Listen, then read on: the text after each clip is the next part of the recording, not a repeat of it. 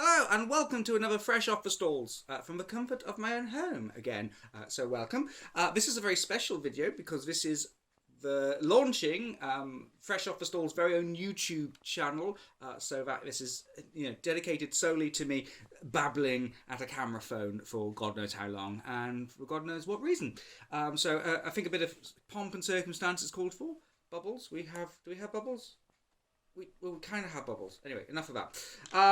So I'm hoping here to do more of these things, but also expand a little to start doing things like interviews, etc. And we'll figure out how and sort of try to bring that in. But anyway, on with the show. So what have I been to see tonight? I've been to see Philip Ridley. I've been calling him Philip Ripley. Was talking to my friend for the past on the journey home. I've been watching far too much Alien.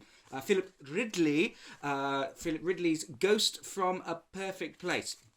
So this is interesting. This is the 20th anniversary production of this play. So it first was performed 20 years ago at the Hampstead Theatre to great acclaim.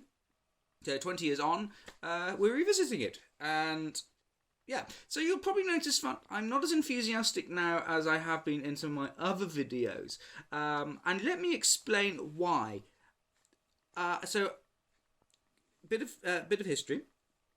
My first fling with Ridley was again at the Arcola, coincidentally, when I went to review the Pitchfork Disney, and it absolutely blew me away. It was one of the most crazy, twisted, intense things I had ever seen up until that point, and I was absolutely dumbfounded by it. And I like to think I wrote a decent review because I was told that a line of it was painted up on the wall afterwards. But yeah, so anyway, and from that I went on to see Tender Napalm and also Mercury Fur, both to review them. And what I loved about all those three plays is that they're so wildly, I'm trying to think. They're wildly twisted. There's a real dark sense of twistedness to them. They're also shocking in some of the stuff, especially in Pitchfork Disney and Mercury Fur. Just absolutely outrageous and sickening. I will say sickening. Some parts of those plays made me feel really ill,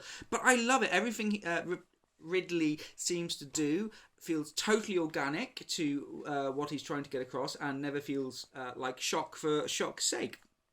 So that's my experience of Ridley. So coming to this, I must say I was a little disappointed because it hasn't lived up, it hasn't met the expectation I've built for Ridley's works.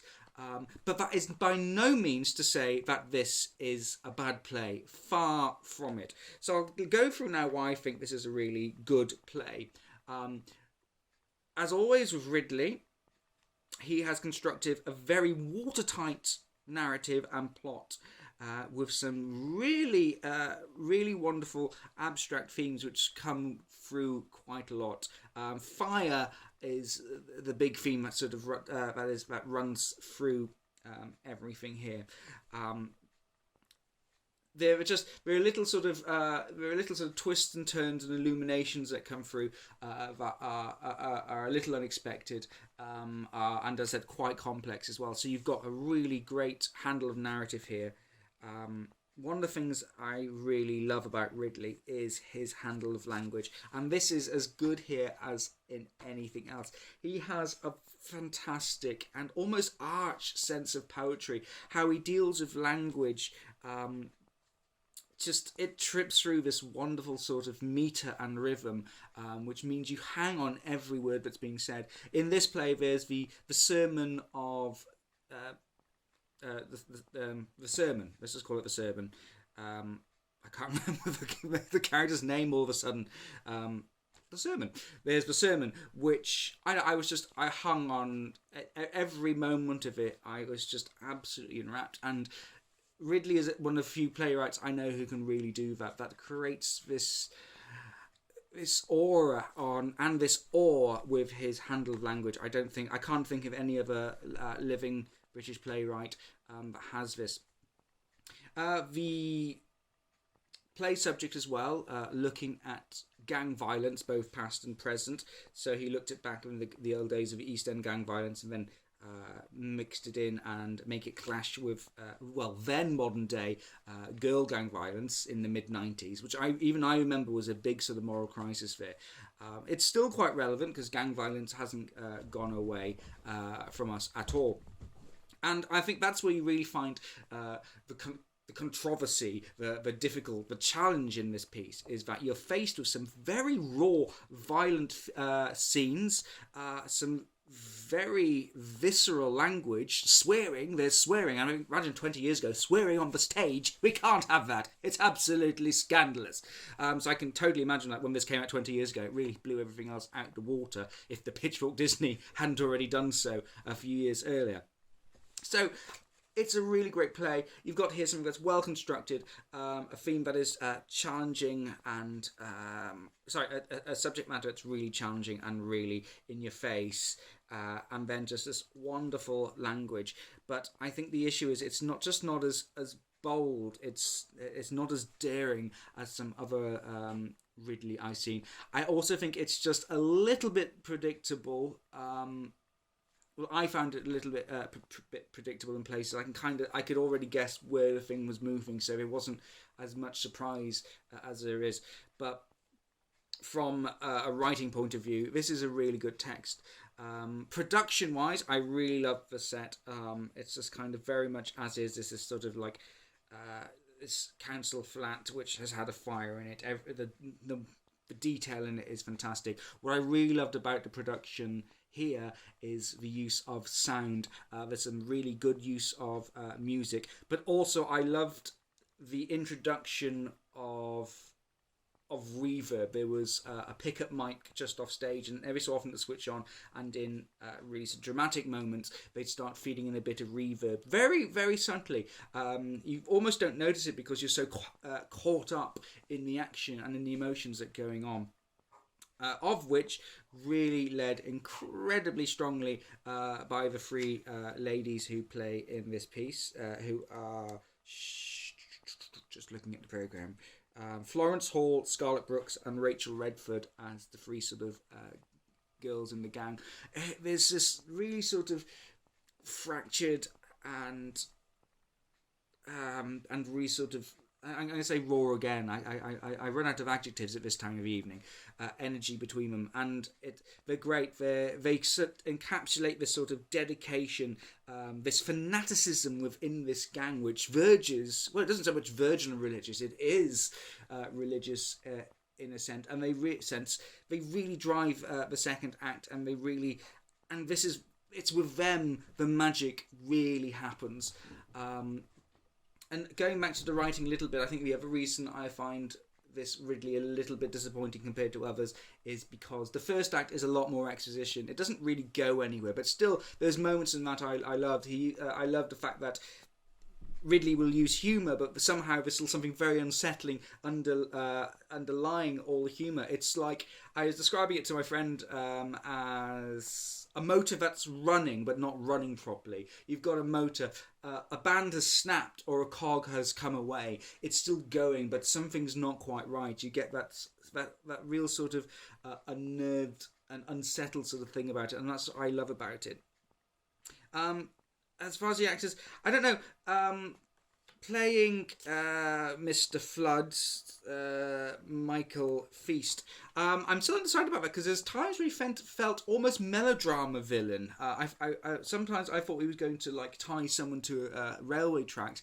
I'm not saying. I'm still trying to figure out whether I think that's because possibly. A slight sort of misstep with him being a character, or if it's actually, and I probably think it's much more deliberate, that he's this sort of this almost godlike gangster leader, and I'm just trying to get my head around that. I didn't particularly like some of the stylings of his speech. But I said that might actually be deliberate, and it might be something that I've not quite picked up on. But that's the only other thing I really didn't think gelled. So I'm going to stop now because Ridley is always really difficult to talk about because it's such a complex and such a rich. Well, anything he does is so complex and so rich.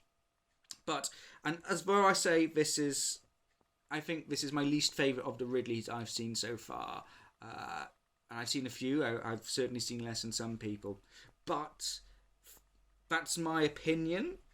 Because if I try and look at this as objectively as possible, it's a great production. It's got a really good cast behind it, especially the three leading ladies, and it's a really good piece of written work.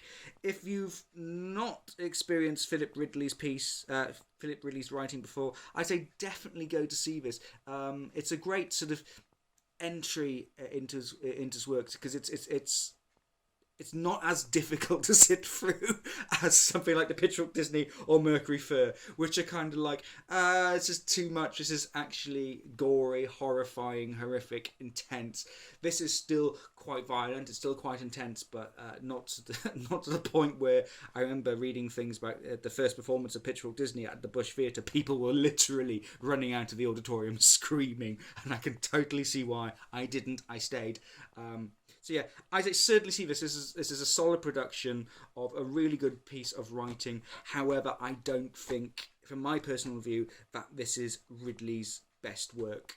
I would love to see another production of Pitchfork or Tender Napalm again, although they've been done quite a bit over the past few years.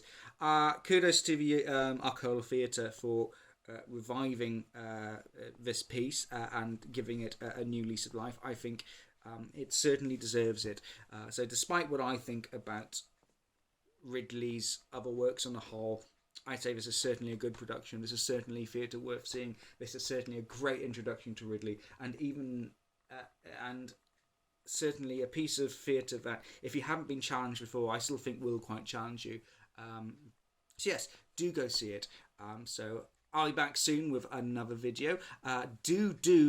Look out for my actual full written review, which should be out by at least tomorrow on my blog, Grumpy Gay Critic, because I think by that point, after I've slept and knit a little, I'll really be able to bring some of these babbling thoughts and rambling thoughts together a bit better.